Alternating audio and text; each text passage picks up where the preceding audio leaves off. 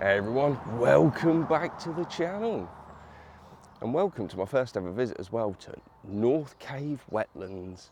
Now, I'm only here on a quick recce. The reason being is that I plan to come and do a longer shoot down here, but driving back from Bempton's about an hour away, but it's also an hour close to home. I pretty much drive right past it, so I thought, you know what, I'll go check it out. Why not? So, yeah, here we are. Now, just here for a quick bimble, as I say. But one thing I want to talk about today is, someone asked me, what settings do you actually use? And I thought, you know what, I'm going to make a video about it.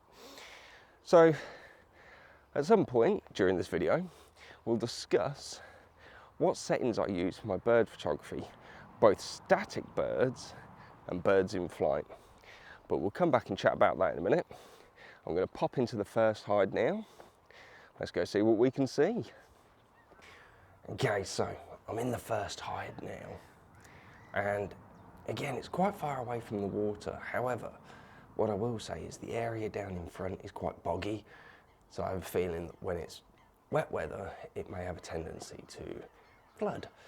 But we've had a real dry spell at the moment. So that could potentially be why. Now, looking out across the water, I was like, there's some geese, black-headed gulls, tufties. And then I spotted something moving fairly erratically. So I got the camera up and had a look at that. And it was lapwings again.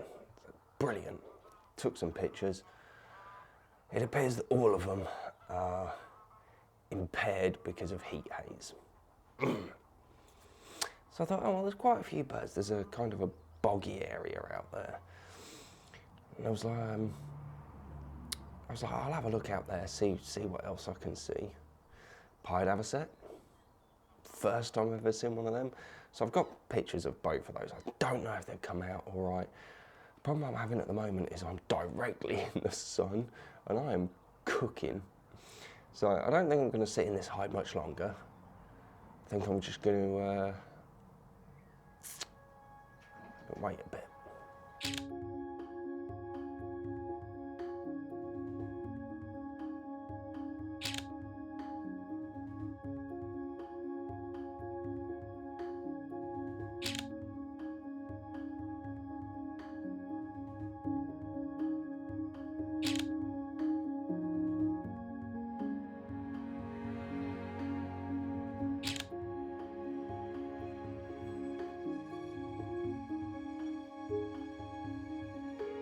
Okay, so in the next hide now, is that another avocet?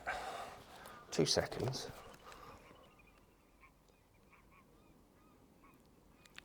It is, but it's quite far away.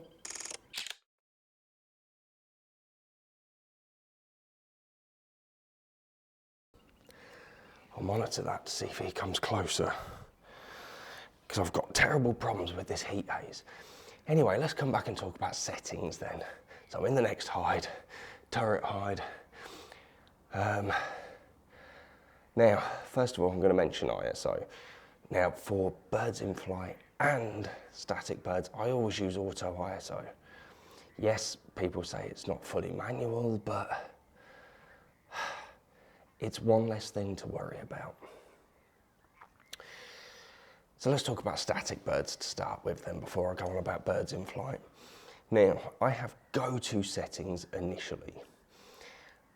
And my go-to settings, because I use the 200 to 600, is 1/640th for the shutter speed, because I go over that 1/over focal length ruling.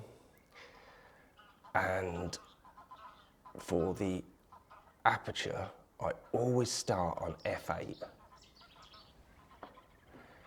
If I need to adjust them, I do. Now, sometimes you can get away with a slower shutter speed than 1/640th, 1/500th, 400th, something like that. Purely because, where are you going? That avocet's on the move. I just use it as a base starting point. However, you can adjust it. Sometimes I drop the aperture to 6.3. It all depends on the light. But as a base starting point, 1/640th, f8, auto ISO. That's my static bird settings. Now, trying to see that avocet. Right, he's annoyingly landed behind the camera and the aperture isn't open. So I'm going to do that now, see if I can get some shots of that. And then we'll come back and talk about bird in flight settings.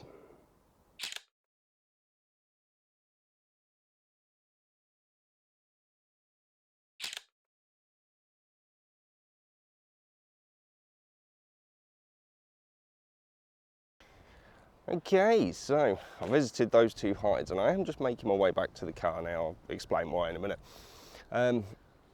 But yeah, what a result for a little recce to check out how nice this place is. You can probably hear all the birds kicking off now and all. So I visited those two hides. I've obviously got the picture of the avocet, lapwings, got some shell ducks, teals, oyster catchers. Brilliant, absolutely brilliant. Not a bad day out for a recce, especially the avocet. However, this ties me into my next point. I've sat there taking pictures of all of them and then all of a sudden, focusing on this avocet takes off. Now, it's not so much a tip, I've mentioned it previously in my other videos. I have a custom button. It's the one next to my back focus button. So I was there taking pictures, finger on the back focus button, and then I flicked my thumb over and held that, and it instantaneously went to my base settings for birds in flight and focused on immediately. At that point, I started firing away and I managed to catch what looks like a reasonably decent shot of that pied avocet in flight. Boom. So, base settings for my birds in flight. I use f8 still and auto ISO, but I use a shutter speed of 1/2000th of a second. Why 1/2000th? For me, it's a great starting point. It's probably quicker than I actually need it to be to freeze the motion. However, I use that as a starting point, and especially when I'm not necessarily using that custom button, when I'm actually, like my previous video, where I was purely working on birds in flight, I may adjust the shutter speed accordingly. Now 1/2000th of a second as well will also allow you to freeze motion for most birds in flight, and it should be okay for small birds. However, I'm not an expert on small birds in flight. I've never managed it. It's nothing to do with camera settings, it's to do with the user. That would be me. It's not something I've ever really actually tried to do either, to be fair, other than when we did the pictures of the kingfishers with Ryan. So yeah, 1/2000th of a second should still be enough though to freeze motion. So there we have it. They're the base settings I use for static birds and birds in flight as well. Now, it'd be interesting to hear what everyone else uses for their settings as their base settings for both static and in-flight bird photography. So please do drop them down in the comments, because it'd be really interesting to know and get a good discussion going. As I say, I only use 1/640th as a base setting for my static birds because it is working with that 1/over focal length rule to try and make sure that we don't have camera shake issues. However, I do drop it lower than that quite often. It is obviously dependent on light. You may even need to increase it if your auto ISO is bottoming out at your lowest ISO setting, in my case ISO 100. So yeah, there we have it. Now anyway, I'm almost back at the car, but there is a viewing platform and also another hide, I think, just past the car. And the reason I'm calling it a day after I've been to those two hides is, woe is me, get your tiny violins out. My shoe is rubbing across my right toes and it's actually quite painful to walk, which is why I haven't continued round the lake. Obviously bear in mind time is short as well. because I've still got 2 hours to drive home. So yeah, let's crack on, see what else we can see, and I'll stick up that picture of the pied avocet now.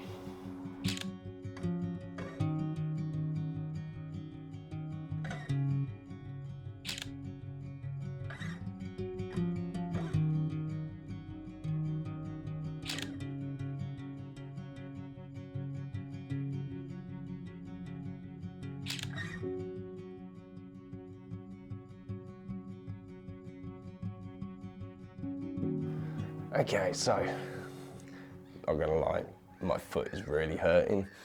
So because this hide is based actually off the road where you park your cars, may have drove down it.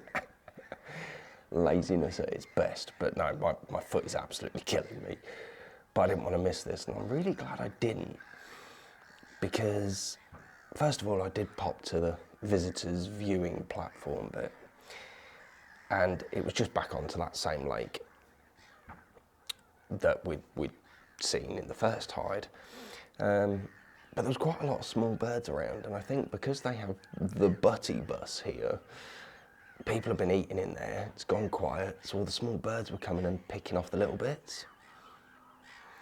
Now, what are you? I think that might be a little grebe. Maybe, I'll check that out in a minute. So I've got a couple of small bird pictures which I'll stick up for you in a minute. Then literally come down to the south hide, and they've almost got some wooden perches put out into the water, and there's just a black-headed gull just sat there, prime for portraits. So I've got a couple of shots of that as well. There is one more hide down here. If you keep going down this same path, you reach it. It is onto a different part of the reserve as well. I think I might take a drive down there in a second. I'm going to see what this bird was that was just down here, very small. If it was a little grebe, it was a very small little grebe, ironically. So I'll watch out for that. I'll stick the pictures up of from the visitors viewing platform and the black-headed gull as well. It's a little grebe, and I'm going to get some shots of this.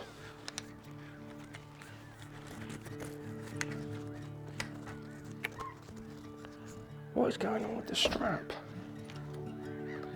It now has no slide. Oh, I'll give up with the strap for the moment. It's been brilliant all day. There it is.